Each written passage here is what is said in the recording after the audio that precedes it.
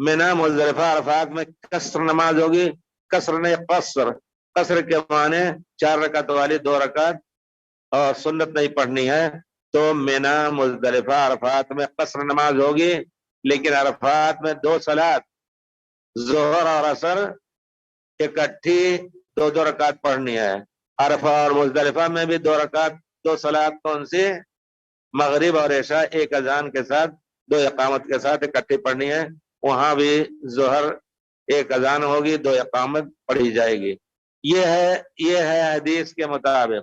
आपके देवबंदी या फिर हनफी मजहब में इमाम अबू हनीफा से तो नहीं मैं जानता हूँ, लेकिन फतवा यही देते हैं कि नहीं, हर नमाज को अपने वक्त पे अरफात में भी पढ़े, मिना में भी पढ़े, मुजदलिफा में पढ़े। हमारे भाई लोग शायद मुजदलिफा में जायज करते हैं, मजबूरी है, लेकिन अरफात में कहते हैं दोनों नमाज पूरी और अपने वक्त पे।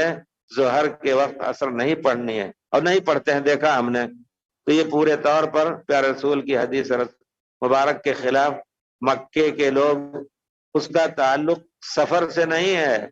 हज के कामों में जैसे आप कंकरी मारेंगे, जैसे आप कुर्बानी करेंगे, जैसे आप सर मुड़ाएंगे, इसी तरह हज के कामों में से कसर नमाज पढ़ना है। मक्के के लोग भी हज किए, प्यारे रसूल ने नहीं कहा तुम लोग पूरी कर लो।